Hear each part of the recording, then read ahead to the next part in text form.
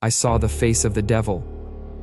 As a moderator for the No Sleep Forum, I had a pretty straightforward job: enforce the rules, ensure stories met the guidelines, and keep the community safe. But every once in a while, things would take a turn for the surreal. This was one of those times. I had removed a story from the platform, accused of bandwagoning, but it was clear to me that the author was innocent. The accusations were baseless, and I had done what I believed was right. Still, the backlash was fierce. The author didn't take it well. His frustration boiled over into angry messages laced with curses and threats. Then, without warning, a strange chill crawled down my spine, sending shivers across my entire body. The floor beneath me began to crack and moan, a sound like the groaning of ancient, tormented wood struggling to contain something massive and malevolent. The very ground seemed alive, as if it was buckling under the weight of unseen horrors. An intense pain erupted in my chest, like an iron fist gripping my heart and squeezing with relentless pressure. Each beat felt like a struggle, as though my heart was trying to break free from its prison of bone and flesh. The agony was overwhelming, a visceral reminder of the severity of my predicament. It was as if the very essence of my suffering was being amplified, twisting my pain into something far more profound and excruciating. I turned my head to the right, and my blood ran cold at the sight of a creature lurking in the shadows. It stood tall and emaciated, its pale skin stretched tight over its skeletal frame. Bat-like wings unfurled from its back, their tattered edges barely visible in the dim, flickering light. Two twisted horns protruded from its head, and its eyes glowed an eerie red, cutting through the darkness like malevolent beacons. The shadows clung to it, obscuring parts of its form and amplifying its terrifying presence. I forced myself to glance back at my monitor, the pain in my chest a constant gnawing torment. My vision swam, but I managed to read the message that had appeared. Hell will be the only home you know when I drag you there myself. Each word seemed to sear itself into my consciousness, a chilling reminder of my dire predicament. With every ounce of remaining strength, I clung to my fleeting sense of reality, desperate to hold on amidst the agonizing pain and the looming threat of that monstrous entity. Suddenly, I blacked out. When my senses returned, everything was a disorienting blur. A constant high-pitched ringing filled my ears, drowning out all other sounds. As my vision cleared, I found myself in a hellish realm of fire and torment. The sky above was a swirling mass of molten orange and ashen gray, choked with thick, acrid smoke. The sun was a distant, dim smear behind the smoky haze, casting a sickly, reddish glow over the landscape. The air was thick with the stench of sulfur and burning flesh. In the distance, towering mountains rose like jagged, fiery sentinels, their peaks wreathed in smoke.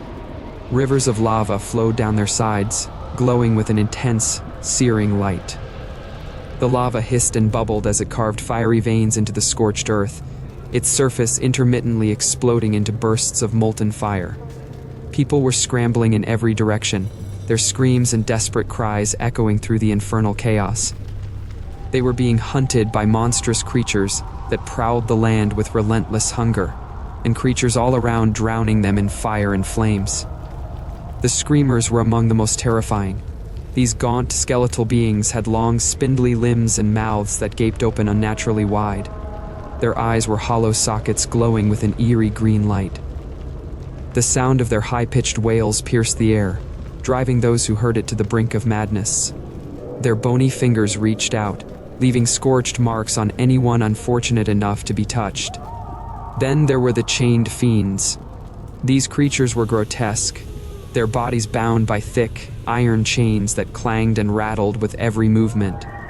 Their skin was raw and blistered, as if the heat of the realm had seared them to the bone. The chains were adorned with rusted, jagged spikes that tore at their flesh, adding to their suffering. The sound of their chains clashing was a discordant symphony of agony. Finally, the infernal hounds prowled the land. These beasts resembled monstrous wolves, their bodies covered in scales that glowed like molten metal.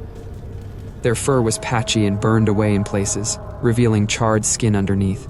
Their eyes burned with a fierce, malevolent red light, and their jaws were lined with needle-sharp teeth dripping with a corrosive, glowing venom. They stalked the area with a menacing grace, their growls resonating with a deep, unsettling menace that seemed to vibrate through the very ground. The entire scene was a nightmarish panorama of suffering. The ground was strewn with the remnants of destruction-charred debris, shattered remains, and the ever-flowing rivers of lava that consumed everything in their path.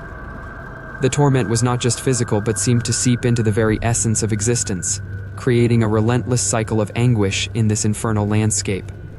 Suddenly, the same creature from earlier materialized before me.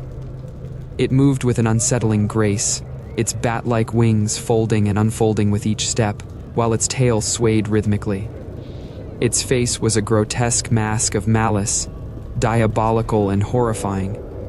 It stopped directly in front of me, its eyes glowing with a cruel, unsettling light. For a moment, it just stared, as if measuring the extent of my fear. Then, it spoke with a voice that seemed to echo from the depths of the abyss. "How unlucky you are to have two faces, and both of them are truly ugly." The creature edged closer, and I felt a primal urge to flee, but my legs were rooted to the spot.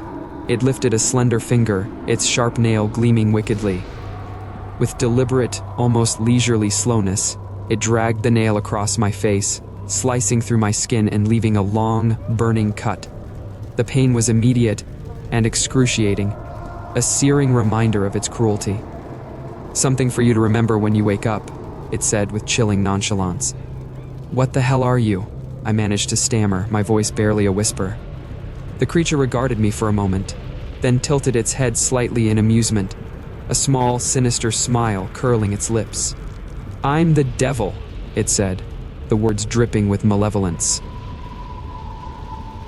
"And you'll be right here," it gestured to the ground beneath us, "when you die.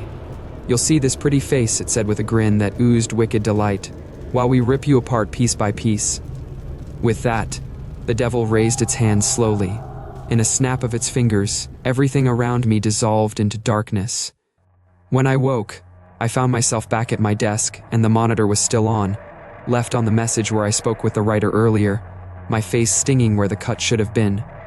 I can't explain how this could be possible, how a dream could leave a physical mark. I'm at a loss for words, struggling to reconcile what I experienced with reality. But I know one thing for certain: I'm going to strive to be a better person, not just for myself, but for the next writer who I might cross paths with, so I won't have such a nightmare ever again. Shit, I need to go to church or something.